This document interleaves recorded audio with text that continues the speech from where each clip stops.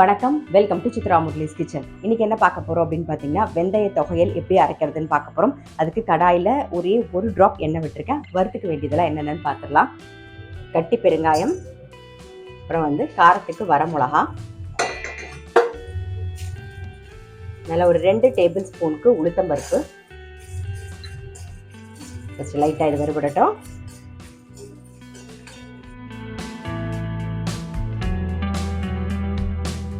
பாருங்க, உளுத்தம்பருப்பு வறுபட்டுருக்கு. இப்போ புளி சேர்த்துக்கலாம். ஒரு சின்ன நெல்லிக்காய் சைஸில் புளி சேர்த்துக்கலாம். புளியை நல்லா பிச்சு போட்டுக்கோங்க. இது கூடவே நம்ம உப்பு கூட சேர்த்துடலாம்.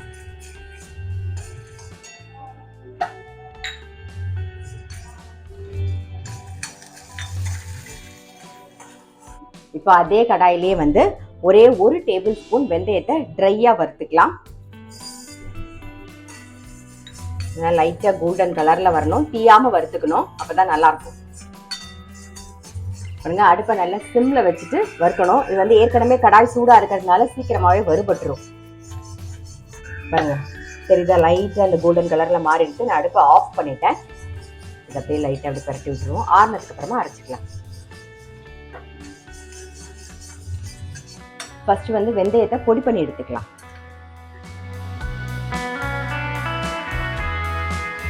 வெந்தயத்தை பொடியாக அரைச்சாச்சு.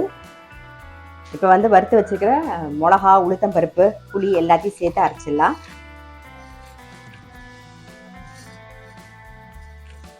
இது கூடவே ஒரு அரை டீஸ்பூனுக்கு வெல்லமும் சேர்த்துக்கலாம்.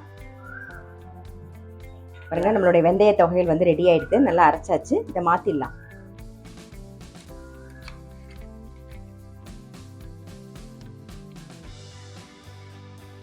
இதுக்கு தாளிக்கணுங்கிறதெல்லாம் அவசியம் கிடையாது. நல்ல சுரசாதத்தில் நல்லெண்ணெய் விட்டு பிசைஞ்சு சாப்பிட்டிங்கன்னா ரொம்ப ரொம்ப டேஸ்ட்டாக இருக்கும். இதுக்கு தொட்டுக்கிறதுக்கு டாங்கர் பச்சடி நல்லாயிருக்கும். அப்படி இல்லைன்னா நம்ம தக்காளியில் தயிர் பச்சடி பண்ணுவோம்னா அது நல்லாயிருக்கும். ரொம்பவே டேஸ்ட்டாக இருக்கும். டக்குன்னு எதுவுமே இல்லை, ஏதாவது ஒரு தொகையில் மாதிரி சாப்பிடணும் போல் இருந்ததுன்னா வெந்தயம் டெஃபினட்டாக வீட்டில் இருக்கும். உளுத்தம் பருப்பு, வரமிளகா, இவ்வளோதான். ரொம்ப ரொம்ப சிம்பிளான ஐட்டம் தான். கண்டிப்பாக ட்ரை பண்ணி பாருங்கள். சாப்பிட்றதுக்கு செம்ம டேஸ்ட்டாக இருக்கும். நீங்கள் தோசை இருந்தால் அதுக்கு தொட்டுக்கிறதுக்குமே நல்லாயிருக்கும். ஸோ கண்டிப்பாக ட்ரை பண்ணி பாருங்கள். நான் அடுத்த வீடியோவில் சந்திக்கிறேன்.